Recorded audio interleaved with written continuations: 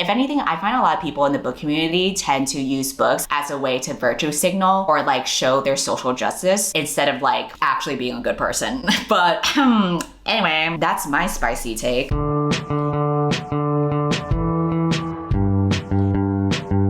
Today I'm going to be looking back on the reading stats of my year, including how many books I read, how much I spent on books, and how much I saved on books by borrowing library books for the majority of the year. I'll be looking at these things based on Goodreads, Storygraph, and my own personal reading spreadsheet, so if you are a statistics nerd, you will probably jizz when you look at all the data. With all these books that we're looking back on, it would only be fitting for me to mention that this video is sponsored by Book of the Month. Book of the Month is a super popular and fast-growing online service for readers. Their mission is to promote new and emerging authors for readers to discover new books that they love. So every month they go through hundreds of book titles and curate the best 5 for you to choose from. You can skip any month, anytime, and you will not be charged. I have the January books with me. The one that I'm going to read is Fiona and Jane. This is a collection of short stories that follows the lives of 2 Taiwanese American women as they navigate friendship and sexuality, and it takes place over 2 decades. I'm going to read it this month, and at some point later in the year, I also am planning on buddy reading Love and Other Disasters. It's about a klutzy girl who enters this reality show cooking competition, and her other competitor is the first openly non-binary contestant on there. I love books that take place in a reality show because that shit is juicy. The other books that they have are Reckless Girls, which is a thriller, Black Cake, which is a contemporary debut, The Magnolia Palace, which is a historical fiction novel, and they even have add-ons like The Maid. So I'll be giving out these books, and as a bonus, I'll also be giving away a previous selection. They sent it to an address I used to live in, and I didn't pick it up until just now. So now I have an extra box. The giveaway details will be in the description, but if you want the books guaranteed, you can go ahead and sign up for your first box using my code READWITHCINDY. That way you only get to pay $9.99. So the first thing we're gonna look at is Goodreads. In the year 2021, I read 57 books. This is actually much shorter than last year when I read 81 books. I tend to be a pretty slow reader when it comes to physical books. I typically only read when I'm going to bed, but I've been so tired that oftentimes I just skip reading altogether. The only time I get a lot of reading done is when I'm commuting somewhere. But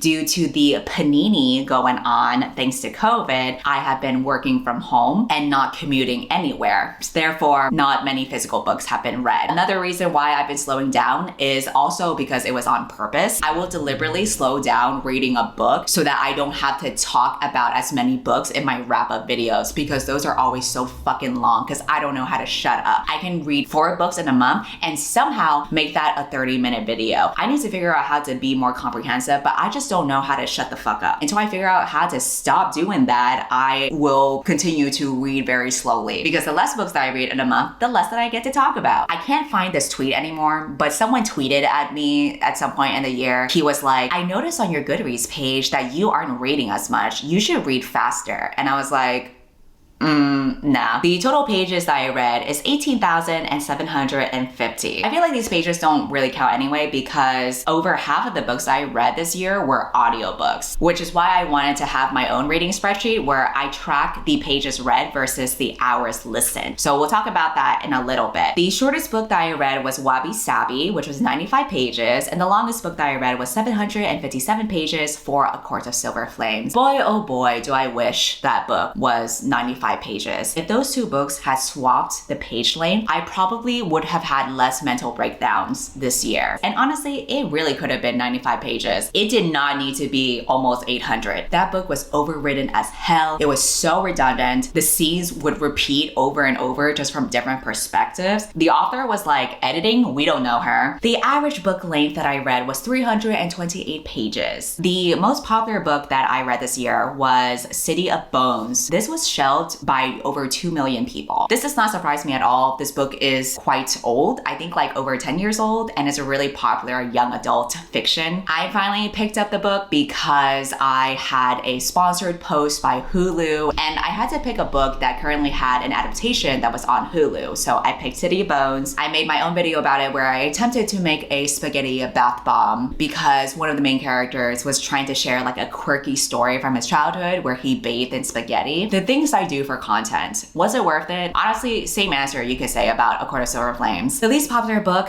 I read was Chinatown Pretty. This was shelved by less than 1,500 people. Again, this doesn't surprise me. This is a fairly new book. This is also the kind of book that you wouldn't really find in a lot of bookstores. I happened to find this book in Kinokuniya when I was in New York because they often showcase books that are by Asian creators and photography books. I really enjoyed this one. It was a lookbook that showcases the fashion that seniors around Chinatown wear. I thought it was so cute. I loved seeing all the different fabrics and patterns that they wore and reading more about their stories. So reading this book brought me a lot of joy. My average rating for this year was 3 stars, just a flat 3.0, no decimals. Oftentimes when I read, I just think a book is okay. I don't tend to have strong feelings about a book. I think the rating of 3 stars is also the most applicable for so many reasons because I could read a book where the premise is really interesting, but the execution is not that great, but I could still see the potential in the book. So I would rate it that 3 stars. I could read another book where I was personally not interested in it, but I could see how a lot of people would really love it and be so into it. And maybe objectively, it has a lot of merit in terms of like the writing. I would still rate that 3 stars because that's kind of like meeting in the middle with my subjective taste and maybe the objective quality to the book. Or maybe sometimes I just don't care about the book either way. I don't hate it, I don't love it. So boom, we got 3 stars. The highest rated book on Goodreads that I read this year was White Tears, Brown Scars. This has a 4.59 average. I also rated this book 5 stars this year. I talked about it in my best books of 2021 video. I can definitely see how a lot of people had rated this book highly because it's a book that talks about how white feminism is very damaging to people of color, especially women of color. I can definitely see it resonating with many people of color who read it and feel validated by their experiences. And I can also see white people reading this and feeling really guilty and rating it high. So the book wins either way. My first review of the year is The Inheritance Games, which I rated 5 stars. I really started off this year strong. The reason why I ended up picking up this book for my first book of the year was because towards the end of December, one of my friends had expressed interest in picking up this book because she is a huge fan of Knives Out and Reverse Harem anime. And that book is basically those two things combined in a young adult book. I wanted to buddy read it with her. And I'm so glad that I did because we ended up having so much fun reading it together because it was one of those books where it didn't matter whether it was like objectively good or not. It was more just me enjoying a book and sharing this experience with my friend. And then the last book that I read for this year is Untamed. This is a memoir written by a woman who had been married to a man. He was unfaithful. She had written books previously about how she had overcome addiction and found her happy ending through her marriage. Obviously, now with her husband being unfaithful and her marriage crumbling, she has really had to reconcile with her life not turning out the way that she expected and challenging her values in life. The kicker to it is that she also ends up falling in love with a woman, and she had not realized that she was queer before. So that's a lot of self-exploration and discovery there. It was very fitting for me to read this at the end of the year because towards the latter half of 2021, this was when I realized that I'm queer as well. It was nice to see the same thing happen to this woman. And just like this author, I also had to fall for a woman to realize, oh, I'm queer. I actually have this book with me. I bought it from an indie bookstore. It's not for everyone, and I'll talk more about that in my next video. But for the specific time that I read it in my life, obviously with some of my own realizations and personal events, it was a good fit for me. Despite me rating the majority of the books that I read this year 3 stars, I'm pretty lucky that I both started and ended the year pretty strongly. Next, we are gonna look at my rating stats on Storygraph. I started using Storygraph this year because I saw that they have more stats when it comes to books, specifically with the moods of the books that you read. However, I don't know if it's worth me having a Storygraph account just to see what the moods and the pacing is because all of it is just decided by you. And I don't think I'm really good at deciding what mood or pacing of the book is. So I don't really know how accurate this is. The biggest chunk of the pie chart is emotional, then there's reflective, and then there's mysterious, there's dark, there's adventurous, and then the rest are smaller chunks. It makes sense that the top moods that I've read for these books are like emotional and informative, because I do think I read a lot of like memoirs and they tend to have a lot more emotions because the authors are basically like, let's unpack this trauma. But it's hard for me to say what the moods are for other books because, again, I rate a lot of them 3 stars, which means most of the time I probably don't feel anything for it either way. So how do you say what the moods are? I also think I have a hard time determining what the pace of the book is. So a lot of times my default when I rate a book is like just a medium pace. I got 51% for medium, 28% was a fast pace, and 21% was a slow pace. For page numbers, 62% was in the range of 300 to 499. There was a 4%, which was longer than 500 pages. A Court of Silver Flames is definitely in there. And then there's 35% that had less than 300 pages. I read 71% fiction and 29% nonfiction. My top genre was contemporary. This surprised me. I would associate a lot of the books that I read to be literary, but then I noticed when I looked through the contemporary books, a lot of them are also like romance or literary. And so there's like a lot of overlap. The second top genre is romance, which is funny because if you have been on my channel long enough, in the first year that I was on BookTube, when I was growing my channel really quickly, some other booktubers, I think, just projected a lot of their resentment towards me by making it seem like I hated romance and that I was dissing on the romance genre. But hey, now you see that I do read a lot of romance. But we all know it wasn't really about defending the romance genre. It was just about projection. Anyway, speaking of projection, unfortunately, the other genre that I've read a lot is young adult, which also has an audience that is unhinged. But I like to read young adult because I am writing a young adult book as well. So it's good for me to read other books that are like that. And then we have some other books like thrillers, LGBT plus, fantasy, mystery, memoirs, literary. There is a section for format where it evaluates like how much you read books physically versus audio. This chart is not accurate because on Storygraph, I did not log in what format I read these books in. However, I did log it in my reading spreadsheet, so we'll talk about that later. Same thing for most read authors. I don't think this is accurate. I didn't start logging the books I read on Storygraph until this year. All right, now let's look at my reading spreadsheet. This is a template that I use from Hardback Hoarder, and I'll link the template that they made in the description. There's also all these tabs at the bottom for the monthly stats, the yearly stats. You can also track like what books you borrowed from the library versus what books you owned or bought. So the first tab is books read. Beyond just listing the title and the author, I was also able to put pages read, hours listened, what the main genre and the subgenre was, what the intended audience was, the release date. There is a column called type of publication, but I don't know what type of publication the books are, so I just marked all of them as traditional. There's the author identity, so it has she, her, or he, him. But what I find weird is there is like some other option for like transgender. If someone was transgender, wouldn't their pronouns also be she, her, or he, him? I didn't bother taking out any of the options because I didn't want to mess with the spreadsheet. I was afraid that I would break it. Same logic applies to own voices. This is a separate column. I don't really like categorizing whether books are own voices or not because there are so many instances where you might read an author of color, but they aren't necessarily writing a character that has the same race as them. And you might be reading an author who is queer, but maybe they are writing like a different sexuality from them. What if an author doesn't know if they're queer yet? That's why I'm not into own voices, but again, I just kept this column because I didn't want to break the spreadsheet, which is a very easy thing that I would be capable of doing. There's also a column for how I acquired this, like whether I got it from my library or whether I owned it or whether it was a gift. A column that I added for myself is buddy reads because I like to read books with other people. So I added 2 columns for whether I read it with another person and who I read it with. So just glossing over the monthly stats, it looks like the month that I read the most books in was February. That must have been the point where I was like, you know what, I'm not gonna read that many books. I gotta slow down. Indeed, I did slow down because if you see for the rest of the months, most of the books that I read were 4 at a time. The yearly stats is when we get really detailed. The actual number of pages that I read was 7,418. The hours of audiobooks that I listened to were 332 hours. Though keep in mind, a lot of times times when I listen to an audiobook, I will make it a little bit faster. Not too fast. I'm not one of those people who read it at 2 times the speed, but I'll read it at like 1.25 or 1.5. I bought 11 books this year. Yes, I buy books now, and I'll talk more about that later. But I still borrow books for the most part. I checked out 35 books this year. I know that doesn't add up to the total number of books read, which was 57, but that's because there were some books that were given to me as a gift or from publishers. Out of all the books, I buddy read 21 times. 37 of the books were audio format and 20 of the books were physical format.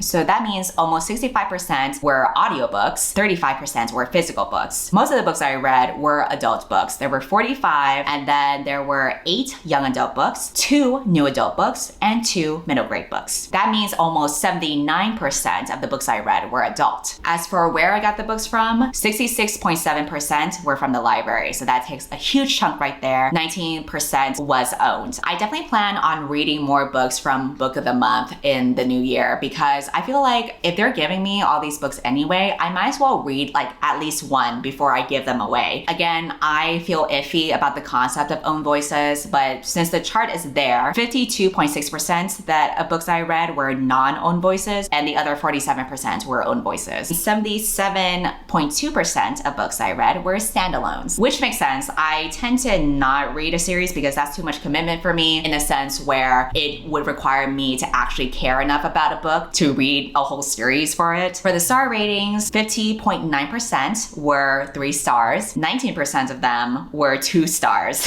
and then 15% were 4 stars. According to the chart for what genres I read the most, 28% were nonfiction. I don't consider nonfiction to be like a genre, but again, I don't know how to mess around with the spreadsheet, so I didn't want to touch it and ruin it, so I just went along with the categories that were already provided in the spreadsheet. According to that, apparently I read a lot of nonfiction because that's 28%. 17.5% is contemporary, 15.8% is fantasy. When it comes to the subgenres that I've read, the top one would be romance. This makes sense. I like romance more as like a subgenre because I think it's really fun when like you see characters go on an adventure together and that's like the main plot, but then you see how they might fall in love along the way. That's my jam. Below that, at 14% is memoirs. For author stats, the majority of the authors I read had she, her pronouns. Again, there's this section for transgender, but I feel like that should be lumped in with she, her because I did read transgender authors that had she, her pronouns. 56% of the authors I read were white, 22.8% that I read were Asian, 10.5% that I read were black, and then the others are mixed and Latinx. This statistic does not surprise me because when you look at the publishing stats for a lot of the books that get out there, majority of authors are white. I personally do not have a specific goal of reading a certain percentage of authors of a certain race because I don't want to read an author solely because of their race. Maybe if I was doing like a readathon, like I host the Asian readathon every year, so that is a case where I'll read more Asian authors, but for the most part, I feel weird about putting the race of authors as like a quota because I don't think reading a specific race necessarily means that you are woke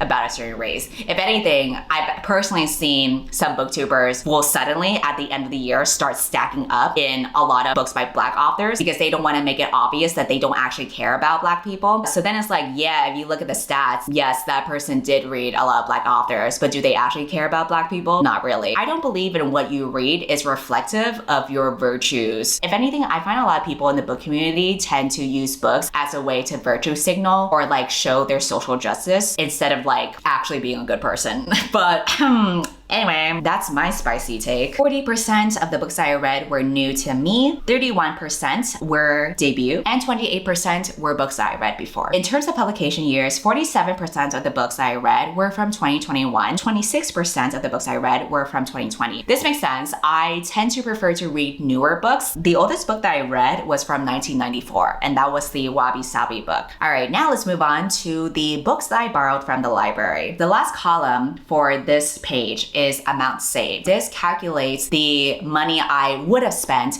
if I had bought this book. I decided to just pick one source, which is Amazon. Instead of complicating it with whether I would buy a new or used or hardback or paperback or whatever, I just plucked the cost directly from the cost that you see when you look up the book and you see the results page. I'm using that as kind of like the baseline price. Since I borrowed 35 library books, I have saved a total of $501.49. In contrast, this year I bought 11 books. I wrote down how much I spent for each book, and in total that was $232.45. This does not surprise me, especially when you look towards the end of the year where I was buying more from independent books. Indie books tend to be pricier, which is fine with me because the reason why I want to buy more books is beforehand, I never really bought books because I was really intent on saving money, and I also travel too much, so I wouldn't be able to keep books in a collection or bring them around with me. That's just not sustainable, and I don't care about collecting books in the first place. However, I realized that I can still buy books, deduct them from taxes, because technically YouTube is like one of my jobs. After I'm done reading them, I can easily give them away to one of you. It's like a win-win because I can buy books from independent bookstores and support them, and I can give them away to people who might not have access to those books because all of my giveaways are international, so I can give them to literally anyone in the world. It just works out for everyone. That's why I want to buy more books. If you look at my sheet, in the beginning of the year, a lot of the books that I bought were from Amazon, and I only bought those books because in the first half of the year, before I started living as a nomad and traveling more often, I was living in the suburbs where I wasn't close to any bookstores. So I had to make do with Amazon. But fortunately, now that I am traveling a lot and I'm staying in big cities, I have more access to bookshops, and I'm super excited to check out all the indie bookstores that are near me. So just to highlight the indie bookstores I did get to buy from and support, they were McNally Jackson, Books Are Magic, and Who's Books. Kinokuniya, I really like them, but I don't think they would be considered indie. However, they are great for finding photography books. I would say my favorite independent bookstore was Who's Books. The family there was just so friendly. I bought 2 books from them. It was over $40, so I'm giving them that money. And I'm giving out those books away for my giveaway in my next video. So now everyone wins. I do have a separate column for books owned, and this is a combination of books that I bought as well as books that were a gift or were just given to me by the publisher. There were 2 books that I read as a gift. That was Wabi Sabi and A Court of Silver Flames. Sierra gave that to me because she really wanted me to read the book and make a video about it. So if you have really enjoyed me having a mental breakdown over Fairy Dick, you can say thank you to her for that. That's the reason why I keep on reading these books. It's because she keeps on giving this shit to me. So really, you have her to blame or to thank, however way you look at it. There were also 5 books that I got from the publisher. So these were books that either the publisher had reached out to me and I figured, oh, might as well check it out. That was the case for White Tears, Brown Scars. I'm really glad I requested that one because I ended up really liking it. The other books I got were from Goodreads because one of the social partnership people on Goodreads reached out to me and asked if I wanted any because I'm considered one of like the top reviewers there. And so they wanted to send me books and I was like, yeah, sure, why not? But I definitely think starting this year, I'm not gonna accept any books from publishers because I would rather just buy the books from an independent bookstore and just give that away. And then the last column that I started because I thought it would be interesting to see what books I have not finished. This year, I wanted to be more liberal about just dropping books if I wasn't interested in continuing them. I dropped a total of 22 books. So if you're curious about them, you can check out what the book titles are. I think the most popular books to point out would be Gideon the Ninth. A lot of people really like that book. I try to read it, but I figured out that I wouldn't be into it because I'm not someone who reads like hardcore sci-fi. I don't think I have the brain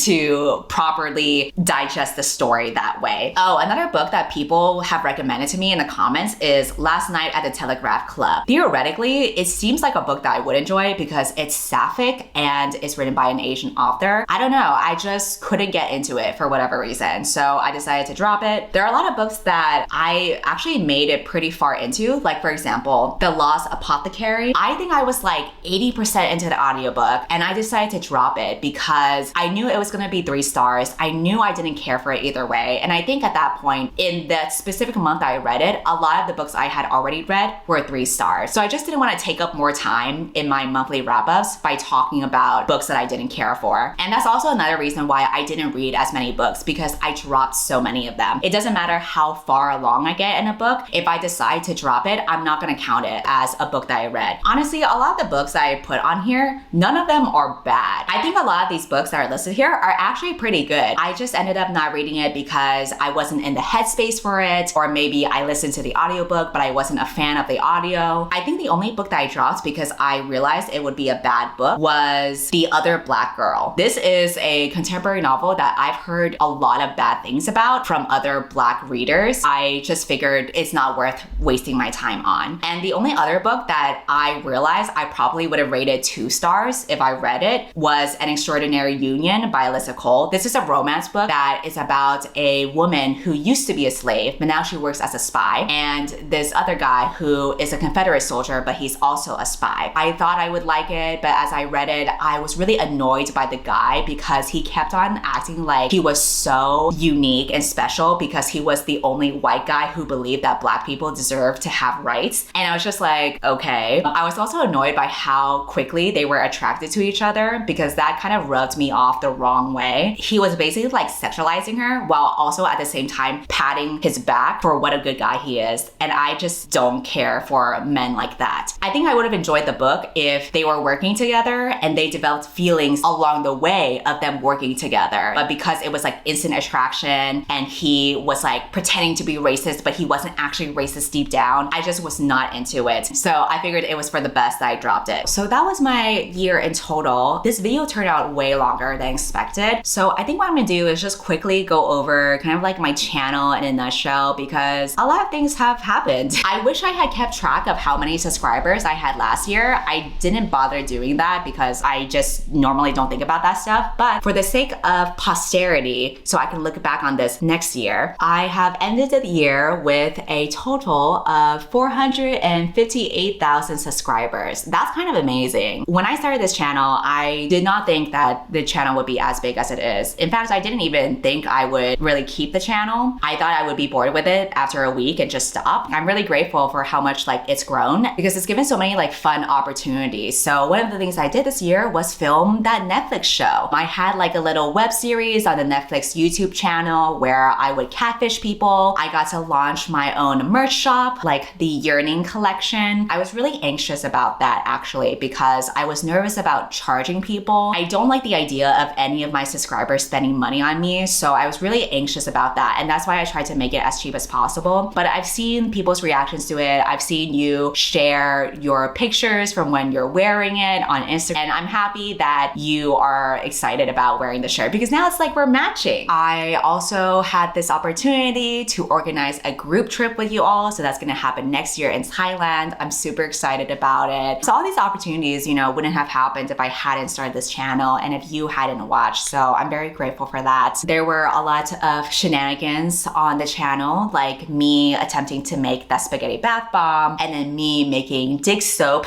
to commemorate A Court of Thorns and Roses. I did a lot of movie reactions too. I will be doing more collaborations with Elias. We watched Twilight together this year. It was my first time watching it ever. That's another moment to commemorate on this channel. I had never watched Twilight before. So this year, I think we're gonna do a marathon of the after movies. We're just gonna continue the train of horrible, unhealthy relationships to mimic our own unhealthy relationships. Outside of my channel, in my personal life, I started my life as a nomad. I've always wanted to travel. So every few months, I basically just move around to a different city. So this past year, I lived in San Francisco, which you can see me show off in my apartment tour. Then I lived in New York and Brooklyn. And then after that, towards the end of the year, I lived in Fort Worth and Dallas. I managed to escape New York after the city was hit with so many COVID cases. So the timing worked out for me. I did a lot of vlogs for all of the cities that I've been in. I just haven't edited them yet. So I'll definitely be posting more vlogs in 2022. I got 3 tattoos this year too. So I have this tattoo from San Francisco. I have this tattoo from New York, and I just got my newest one in Texas. Anyway, anyway, it has obviously gotten very dark. I filmed this video way too late, so I'm gonna go ahead and end this video now. Oh, and before I end this video, I'm gonna pop in a couple of funny comments that y'all have left throughout the year. One of my favorite things about posting a video is pinning a comment that you have left. It gets really hard because a lot of you write the most heinous bullshit, and I wanna pin more than one of them. So here are a bunch of funny comments that I wanna highlight. I look forward to even more bullshit that you'll write in the comment section for the year to come. Go ahead and unsubscribe from my channel, and goodbye.